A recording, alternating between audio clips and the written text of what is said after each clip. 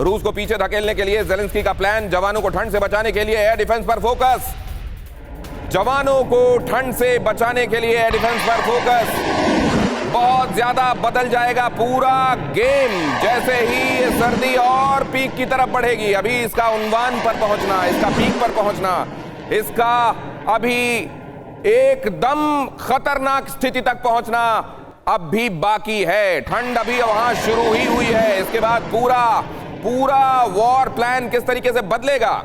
Ukraine ने क्या वो शिफ्टिंग शुरू कर दी है? क्या रशिया ने उसके हिसाब से अपनी चाल को पूरा सेट कर लिया है? रशिया, जैसा हम जानते हैं, best of the chess player, सबसे बेहतरीन शतरंज के खिलाड़ी रशिया से आते रहे हैं। क्या रशिया यहां पर भी इस खेल को अपने तरीके से सेट करने में सफल रहा है या नाकामयाबी ही उसके हिस्से अभी तक लगी है? ये हम समझने की कोशिश करेंगे। यहां पर देख रहे हैं ये तस्वीरें, अगली तस्वीर दिखाने के बाद। पीएमईजीपी योजना के तहत 10 लाख लोन लेकर क्या अपना खुद का बिजनेस शुरू करना चाहते हो? इसे लेने के सीक्रेट्स को जानना चाहते हो तो फ्रीडम ऐप को अभी डाउनलोड कीजिए। खबर दिखाने के बाद आशीष के पास आपको लिए चलता हूं। यूक्रेन की आक्रामकता से आग बबूला हुए पुतिन। ये खबर देखिए जरा, किसी भी वक्त बड़ा एक्शन ले सकते हैं पुतिन।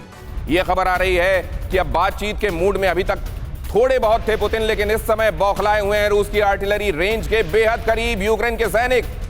धीरे धीरे कुछ ऐसा किए जाने की तैयारी की जा रही है जो यूक्रेनियंस को उस ट्रैप में फंसा दे जो रशिया चाह रहा है। आशीष के पास चलेंगे खास तौर से ये समझने के लिए कि उसको कैसे डिकोड करते हैं। लेकिन आगे देखिए, यूक्रेनी फौज के एक्शन से पश्चिमी देशों में टेंशन है। ये टेंशन क्या है? सर्दियों में रूसी बॉर्डर यूक्रेनी सैनिकों के लिए खतरनाक हो जाएंगे। रूस की चुप्पी को एक्सपर्ट्स ने ट्रैप करार दिया। बेलारूस, क्रिमिया से भी पुतिन की सेना दोबारा एंटर कर सकती है। यूक्रेनी फौज को घेर कर मारने का हो सकता है plan.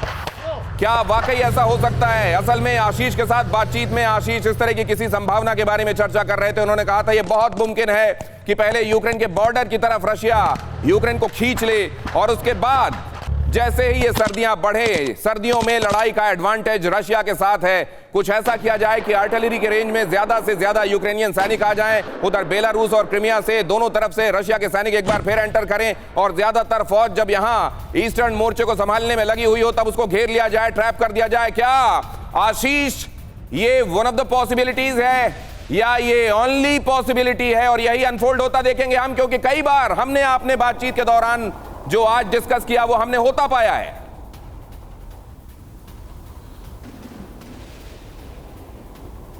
This is the only possibility. Dinesh ji, exactly उसी दिशा में ये चीज़ बढ़ रही है। दो चीज़ें ध्यान रखिए इससे पहले कि मैं आपको ज़ेपोरिजिया के पास निप्रो शहर में मैं हूँ यूक्रेन के, उसके बारे में दर्शकों को दिखाऊं और बताऊं। क्विकली आंसरिंग योर क्वेश्चन, इसी दिशा में ये बढ़ रहा है। ट्रैप है ये, और रेंज का ध्यान रखिएगा रशिया की तरफ से किस तरह से रेंज है उनकी अवेलेबल। और जितना फोर्सेस यूक्रेनी फोर्सेस आगे बढ़ते जाएंगी ईस्टर्न और सदर्न ईस्टर्न की तरफ, लुहांस और खेरसोन, बाकी जगहों पर जब मन चाहेगा रशिया कुछ घंटे ही लगेंगे उनके सारे एरियाज़ पर, पिन पॉइंट मिलिट्री बेसिस पर, उनके सोल्जर्स पर, उनके टैंक्स पर अटैक करने के लिए। अभी मैं कुछ और डिस्क्राइब करूं, साथ ही आपके जो पर्सपेक्टिव आपने दिया, मेरे कैमरामैन कपिल आपको दिखाएंगे निप्रो में किस तरह से हालात हैं। ज़ेपोरिजिया में मैं लगभग पिछले 24 घंटे से हूं और यहाँ पर आम जनजीवन आपको लगभग पूरी तरह तो नहीं है, जाहिर सी बात है, लेकिन लगभग यहाँ पर लोग रेजिलियंस के साथ में, उन्हें पता है 9 महीना हुआ और भी 9 महीना आगे होगा, तो वो तैयार कर रहे हैं अपने आप को और उसी तरह से वो अपनी चीज़ें चल रहे हैं। लेकिन यहाँ पे फोर्टिफाइड बंकर्स भी आपको दिखाई देंगे और मैं नदी के किनारे से केवल 200-300 मीटर ही दूर हूँ। यहाँ पर बंकर्स किस तरह से बनाए गए हैं, पहला बंकर आपको दिखाई देगा, कपिल आपको दूसरा बंकर भी दिखाई देंगे और ये शहर के बीचों बीच है। और इससे आपको अंदाज़ा लगेगा किस तरह से यहाँ पर तैयारियाँ की गई हैं यूक्रेनियन साइड से। और हम अब मेरे बाईं तरफ आपको दिखाएंगे कि यहाँ पर जो लोग हैं वो ऐसा लगता नहीं है कि कोई वॉर ट्रोन कंट्री हो, सब कुछ अस्त व्यस्त हो। अगर मेरे बाईं तरफ आप देखेंगे तो आपको दिखाई देगा कि जनजीवन अस्त व्यस्त होता है कुछ घंटों के लिए। और निप्रो वो जगह है, ज़ेपोरिजिया यहाँ से आप मान के चलिए कि केवल एक आधे घंटे की दूरी पर है। और जब ब्लास्ट वहाँ पर होते हैं ज़ेपोरिजिया में, क्योंकि दोनों तरफ से वहाँ पर शेलिंग की जाती है, तो यहाँ पर भी चाहे आप रात को होटल के कमरे में हो या फिर बाहर हो, आपको आवाज़ें दनादन। जैसे इमेजिन कीजिए दिनेश जी कि दिवाली के समय या दिवाली के 10 दिन बाद तक अगर किसी बड़े धमाके की आवाज़ है तो हम सरप्राइज नहीं होते, बिकॉज हम सो यूज्ड टू हो जाते हैं कि किसी ने फटाका फोड़ा होगा, कोई और दिवाली मना रहा होगा। बस वो हालात है यहाँ पर निप्रो और ज़ेपोरिज़िया में। इतनी ज्यादा शेलिंग होती है, ज़ेपोरिज़िया में आप निप्रो के पास मौजूद हैं, इंफ्रास्ट्रक्चर डैमेज होता है। एक सेकंड, मैं आपसे ये जानना चाहता हूं, तो ये जो आप देख रहे हैं कि आसपास नॉर्मलसी दिखाई दे रही है, जबकि वो तस्वीरें जो यूक्रेन के जरिए हम तक पहुंचती है उसमें हम देखते हैं कि बहुत बड़ा हिस्सा खंडहर में तब्दील हो गया। ज़ेपोरिज़िया में कभी भी उस जगह पर अटैक हो सकता है। क्या कई चीजें वेस्ट को और दुनिया को परोसने के लिए, ये बताने के लिए कि हमारी स्थिति दयनीय कर दी गई है, हमको मदद की आवश्यकता है, हमको आप अगर मदद नहीं देंगे, हमारे साथ खड़े नहीं होंगे, हमारे लिए मुश्किल बढ़ेगी, आइए खड़े होइए, क्या बहुत सेलेक्टिव तरीके से भी कुछ चीजें दुनिया के सामने रखी जाती हैं? आशीष, ये भी समझना चाहता हूं मैं आपसे।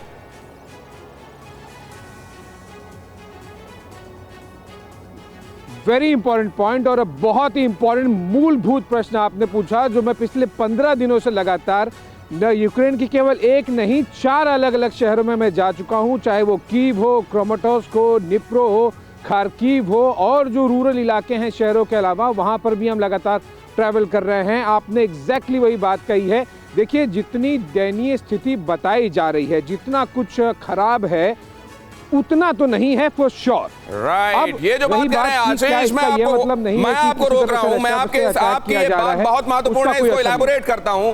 आप देखिए, मनीष इधर खड़े हुए हैं, मनीष झा आपको नजर आ रहे हैं मॉस्को से, आशीष आपको नजर आ रहे हैं, देखिए ज़ेपोरिज़िया में निप्रो के किनारे वो खड़े हुए हैं, और इस वजह से पहली बार उनको रिपोर्टिंग के दौरान मैं कैप लगाए हुए देख रहा हूं, वरना इतनी ठंड में भी मैंने अभी तक उनके सिर पर कैप नहीं देखी थी, नदी के किनारे और शाम का वक्त। इस वजह से आप देख रहे हैं कि आज उनको पहली बार मैं देख रहा हूं, ठंड महसूस हो रही है, मफलर के साथ कैप भी है। लेकिन जो आवश्यक बात है समझने वाली वो ये कि एक खास दयनीय और रशिया को विलिफाई करने वाली तस्वीरें रखी जा रही हैं। कहा जा रहा है देखिए, हमको खंडहर बना दिया गया, हमको बेवजह खंडहर बना दिया गया, हमारी सॉवरेनिटी से खेल दिया गया। असल में रशिया अब भी ये मानकर चल रहा है कि ये उसका ही हिस्सा रहा है, यूएसएसआर के समय उसका ही अंग रहा है। लेकिन यूक्रेन इस बात को खारिज करने के लिए और दुनिया से मदद लेने के लिए, दुनिया से और ज्यादा एड लेने के लिए खास तरह की तस्वीरें रख रहा है दुनिया के सामने। पीएमईजीपी योजना के तहत 10 लाख लोन लेकर क्या अपना खुद का बिजनेस शुरू करना चाहते हो? इसे लेने के सीक्रेट्स को जानना चाहते हो?